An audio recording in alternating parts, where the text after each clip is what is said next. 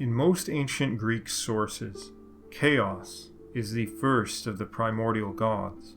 Today we generally think of chaos as an unformed mass, hence chaotic, but this notion was born later from various philosophical traditions which reuse the name for their own purposes. So what is chaos, and why was she the first? Hi, I'm Kevin McLean. If you'd like to support the channel, please check out the links below.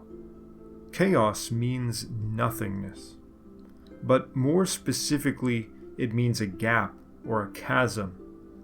Chaos is, in fact, the space in which things can come to exist within.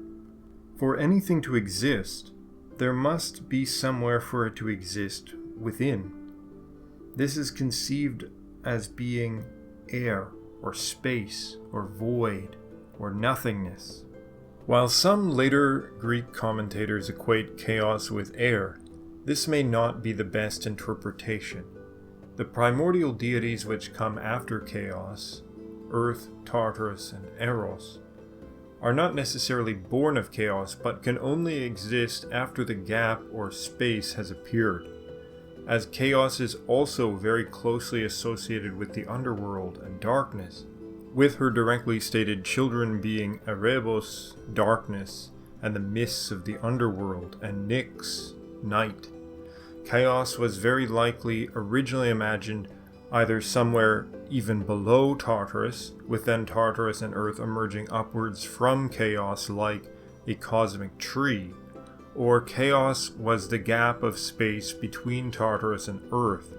We are told by Homer that an anvil falling from heaven would take 9 days to reach the Earth, but likewise the same anvil falling from Earth would take 9 days to reach Tartarus. Thus there is an immense space equivalent to the sky beneath the Earth, and Tartarus serves as a type of foundation. However, when we apply our rule of evolving through opposites, we see that Erebos gives rise to Aether and Nyx to Hemera, night to day. So Aether, light, is the upper atmosphere, and so Erebos would correspond at least to the lower atmosphere, the air beneath the Earth.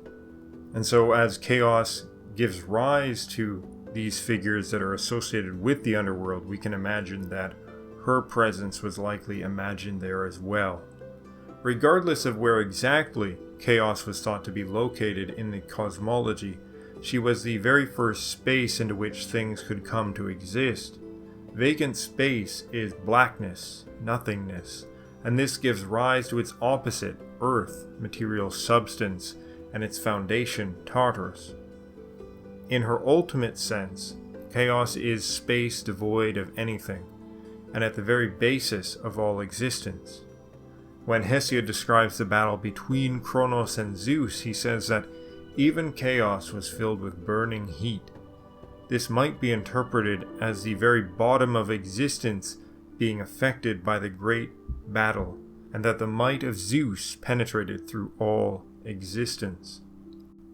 Chaos is closely connected with darkness, and is often thought of in relation to the underworld.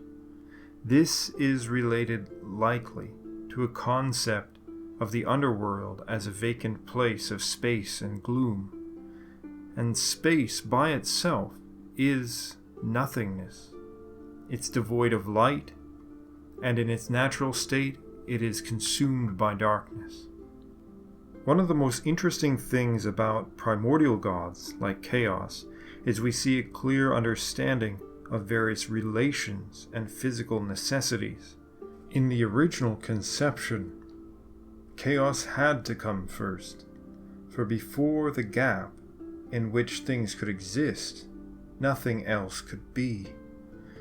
Space is dark, gloomy, and deep by its nature, and so these are her children. But due to the necessity of opposites, they give rise to light, aether, and day.